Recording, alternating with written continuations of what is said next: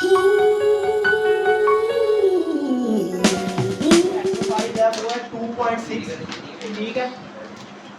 Exercise number 2.6, ठीक है जी। अब 2.6 में ना हम लोगों ने करनी है सिंथेटिक डिवीजन। तो सिंथेटिक डिवीजन असल में है क्या, आप लोगों ने 8th क्लास में 7th क्लास में ना एक क्वेश्चन किए थे डिवीजन मेथड का, याद हो ऐसे वाले क्वेश्चन, याद है डिवीजन मेथड वाले। तो असल में जो सिंथेटिक डिवीजन है ना वो डिवीजन मेथड का शॉर्टकट है। सिंथेटिक डिवीजन से होता क्या है, तुम्हें एक पॉलिनोमियल दिया जाता है जिसकी पावर हाईएस्ट पावर 4 या 3 होती है, और साथ में एक और लीनियर पॉलिनोमियल दिया जाता है। अब जब तुम डिवीजन मेथड में क्या करते थे, एक वैल्यू अंदर आती होती थी और एक वैल्यू बाहर। ऐसे यहाँ पे भी दो वैल्यूज होंगी, एक वैल्यू जो मेन पॉलिनोमियल होगा अंदर रखने के लिए, और एक लीनियर पॉलिनोमियल जिसपे तुमने डिवाइड करना है। तो उससे होगा क्या, तुम्हारे पास दो चीजें आती है जब भी तुम डिवाइड करते हो तो ना दो चीजें आती हैं, एक यहाँ पे और एक यहाँ पे। जो यहाँ पे आंसर आता है उसको बोलते हैं क्वोशिएंट, क्या बोलते हैं, और जो यहाँ पे बचता आता है उसको बोलते हैं रिमाइंडर, और आर से रिप्रेजेंट करते हैं, ठीक है। जो यहाँ पे आंसर आता है उसको क्वोशिएंट बोलते होते हैं, जो यहाँ पे बचता आता है उसको रिमाइंडर। और इसको भी करने से आपके पास दो ही चीजें आएंगी, एक क्वोशिएंट और एक रिमाइंडर, ठीक है। अब इसको करना क्या है, इसको मतलब करना कैसे है।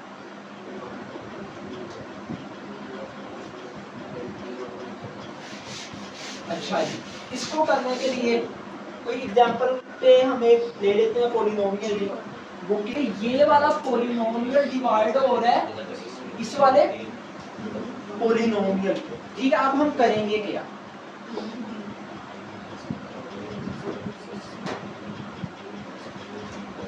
अच्छा जी, सबसे पहले यहाँ पे जिससे ये वाला पॉलिनोमियल डिवाइड होना क्या है वो x माइनस 2, हम इसका जस्ट जो कांस्टेंट टर्म है उसको निकाल देंगे। कैसे, हम यहाँ पे वैल्यू कर लेंगे x minus 2 is equal to, और x इज इक्वल टू क्या आ जाएगा, ठीक है।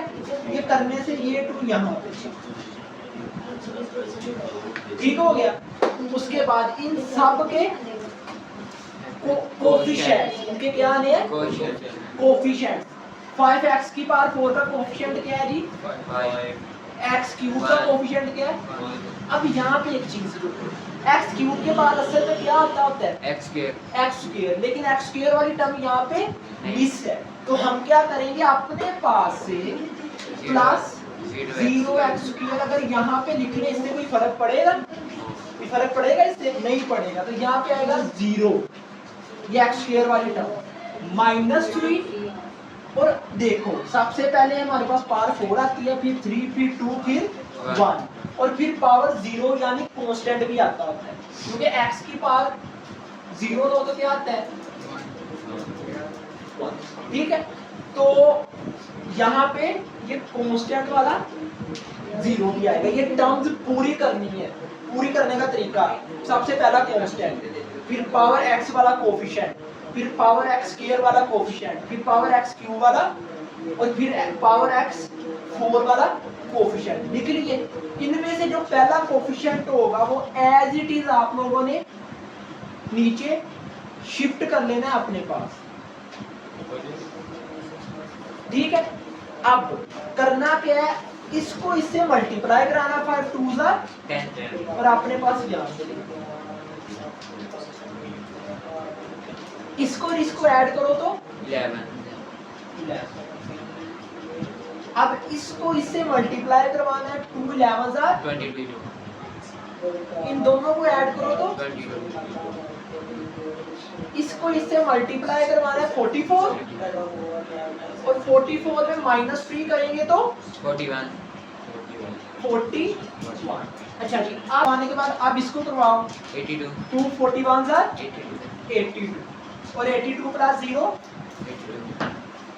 अब जी ये अब आप लोगों के पास एक डिवीजन हो गई है। इसमें जो लास्ट टर्म होगी हमेशा, जो ये लास्ट टर्म होगी ये होगी आपका रिमाइंडर r, क्या होगी रिमाइंडर, और जो ये बाकी टर्म होगी ये आपका क्या होगा क्वोशिएंट, क्या होगा ये आपका। अब इसको कोशेंट को बनाना कैसे, आपने कोशेंट को रिप्रेजेंट करते हैं क्यू एक्स, कोशेंट को किससे रिप्रेजेंट करते हैं। अब इसको बनाना कैसे है ये देखो, सबसे पहली लेफ्ट राइट साइड से शुरू होना, सबसे पहली टर्म आती है कांस्टेंट की 41 प्लस 22x एक्स वाली टर्म, फिर एक्स स्क्वायर वाली टर्म, फिर एक्स क्यूब वाली term plus 11x square plus 5x cube. ये आपका कोशेंट आ गया और ये आपका, अब आपका आर क्या है जी 80 ले जी। ये आपकी सिंथेटिक डिवीजन हो गया, हमने इस पॉलिनोमियल को इस लीनियर पॉलिनोमियल पे डिवाइड किया तो हमारे पास आंसर आया है दिस वन। तो अगर आप इसको डिवीजन मेथड से भी करोगे तो तुम लोगों का आंसर यही आएगा, लेकिन वो काफी लेंथी प्रोसीजर हो जाता है, तो ये उसका शॉर्टकट है। समझ आ गई उसमें पक्की बात है। इसमें अगर कोई कंफ्यूजन है तो पूछ सकता है वो एस के वगैरह भी लिखनी है तो वहां पे एक्स के वो कोशेंट है, वो कोशेंट बनाने के लिए वो कांस्टेंट है, वो कांस्टेंट है। मैं बताता हूं, देखो अब्बास ने पूछा कि ये जीरो हमने क्यों लगाया थी, यहाँ तो चलो एक्स स्क्वायर की टर्म को पूरा किया। असल में होता क्या है, इसका जो स्टैंडर्ड है ना, इनका स्टैंडर्ड यहाँ पे लिखने पे सबसे पहले आती है कांस्टेंट वाली टर्म, फिर एक्स वाली, फिर एक्स स्क्वायर और फिर एक्स क्यूब और फिर एक्स की पावर 4 और सो ये ऐसे चलती जाती है।